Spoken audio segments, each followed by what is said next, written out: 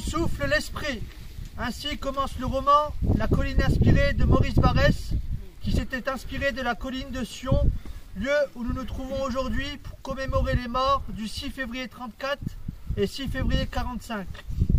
Tout d'abord, parlons du 6 février 34. Le 6 février 34 est une manifestation anti-parlementaire qui a été organisée devant la Chambre des députés à la suite du limogeage du préfet de police de Paris dans l'affaire Stavisky, sous l'impulsion des ligues d'extrême droite, à savoir l'Action française, les Jeunesses patriotes, la Solidarité française, les Croix de Feu et la Fédération des contribuables. Mais il y avait également des associations d'anciens combattants qui appelèrent à la mobilisation, notamment l'Union nationale des combattants, qui compte environ 900 000 membres à cette époque, ce qui n'est pas rien, et même l'association républicaine des anciens combattants, pourtant proche du Parti communiste. Parlons maintenant du contexte économique et politique. En ces débuts d'année 1934, l'affaire Stavisky a mis le feu aux poudres. En effet, le 8 janvier 1934, Alexandre Stavisky est retrouvé mort, officiellement suicidé. D'ailleurs, le Canard enchaîné titera à ce propos « Stavisky se suicide d'un coup de revolver qui lui a été tiré à bout portant ». On peut comprendre la colère légitime du peuple quand on sait que cet escroc a détourné plus de 200 millions de francs, alors que depuis 1931, la France est touchée par la Grande Dépression, conséquence directe du crash de 1929, qui fait exploser le chômage et qui oblige les Français à se serrer la ceinture. Cette crise sociale et économique ne sera résolue par aucun des 6 gouvernements qui se succéderont de mai 1932 à février 1934. La République est dans une instabilité des plus totales. Cet anti-parlementarisme qui monte en flèche n'est pas seulement dû au fait que le gouvernement n'arrive pas à régler cette crise sociale et économique, mais également à plusieurs scandales politico-financiers qui ont mis à mal la Troisième République. À commencer par le scandale de Panama dans les années 1870, s'en est suivi de l'affaire Dreyfus, bien sûr innocentée, l'affaire des fiches, puis de l'affaire Hanau, l'affaire Oustric et enfin l'affaire Stavisky, où à chaque fois des hommes de la sphère politique furent impliqués. Mais est-ce étonnant quand on sait à quel point la franc-maçonnerie avait la main mise sur la Troisième République? Nous voilà donc le 6 février 1934. Édouard Daladier, nouveau président du Conseil, est sous pression. Dans quelques heures, il sera au Palais Bourbon devant les députés pour tenter d'obtenir un vote de confiance et au même moment, les manifestants seront dans la rue. Craignant des troubles, il fit passer ce communiqué dans la presse dont je vous cite quelques lignes. Appel du gouvernement à la population parisienne. Le gouvernement fait appel au calme et à la sagesse de la population parisienne. Les groupements politiques et les associations d'anciens combattants ont prévu de manifester aujourd'hui. Il les invite à ne pas manifester dans des circonstances où le calme et la dignité ne sauraient s'accorder. De toute façon, le gouvernement, responsable de l'ordre, saura le maintenir. Le ton fut donné. Dans ce contexte explosif, ce n'est pas moins de 7000 hommes qui sont mobilisés en vue de la manifestation à venir. Dès 16 h, la place de la Concorde se remplit à vue d'œil et bientôt la nuit tombe sur Paris et le Palais Bourbon prend une véritable allure de forteresse. En effet, les manifestants, en marchant sur la Chambre, ont pour but de faire pression sur les parlementaires en les empêchant d'accorder leur confiance au nouveau président du Conseil, Édouard Daladier, et donc d'empêcher son investiture. À partir de 19 h, les camelots du roi de l'Action française, suivis de la Solidarité française et des Jeunesses patriotes, convergent vers la place de la Concorde. La pression de la foule sur les barrages pont de la Concorde est si forte qu'ils sont sur le point de les faire céder. Et si tel est le cas, c'est littéralement un boulevard qui s'offre aux manifestants pour accéder au Palais Bourbon. La garde républicaine, qui ne peut tolérer cela, ayant reçu pour ordre de tenir les barrages, se met alors à charger les manifestants. Les coups fusent de part et d'autre avec une rare violence. Certains manifestants vont même jusqu'à tailler les jarrets des chevaux de la garde républicaine avec des lames de rasoir. La manifestation tourne à l'émeute généralisée. Les coups redoublent d'intensité et soudainement, la panique générale. Les forces de l'ordre viennent de faire feu sur les manifestants. Plusieurs personnes sont touchées, dont certaines mortellement. La foule se met à crier « Assassin! Assassin !»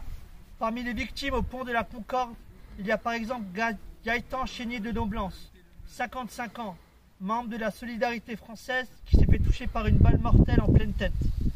Un journaliste tente de lui porter secours, mais un garde mobile lui lance « Ça fera un salaud de moins !» Ou encore Harold Rositi, Petit, 20 ans, aussi membre de la Solidarité française, qui se fait toucher à la colonne vertébrale. Un garde mobile s'approche et lui dit « Crève ou tu es ». Il finira paraplégique jusqu'à la fin de ses jours. La manifestation durera toute la nuit, dans un déchaînement de coups et de violences inouïes. La République a vacillé, mais elle se tient encore debout le lendemain matin. Au total, des deux côtés, on dénombre 3000 blessés et une trentaine de morts, la majorité étant des manifestants, dont certains n'appartenant à aucun groupement ou association politique. Dans ce drame, un jeune de 16 ans, Lucien Garniel, fut tué, ainsi que plusieurs pères de famille et même un ancien combattant.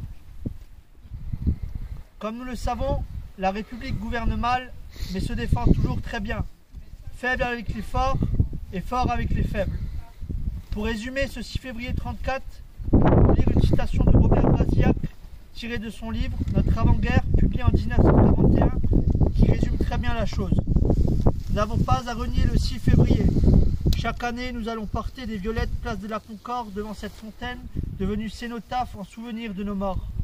Chaque année, la foule diminue parce que les patriotes français sont oublieux par nature.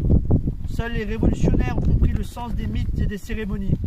Mais si le 6 février fut un mauvais complot, ce fut une nuit de sacrifice qui reste dans notre souvenir avec son odeur, son vent froid, ses pâles figures courantes, ses groupes humains au bord des trottoirs, son espérance invincible d'une révolution nationale, la naissance exacte du nationalisme social de notre pays.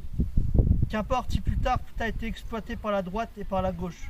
De ce feu brûlant, de ces morts qui ont été pures, on n'empêchera pas ce qui a été d'avoir été.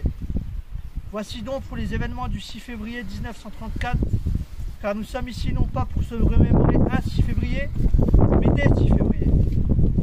En effet, 11 ans plus tard, jour pour jour, le 6 février 1945, a lieu l'exécution de l'écrivain, journaliste et poète Robert Brasillac que je viens de citer.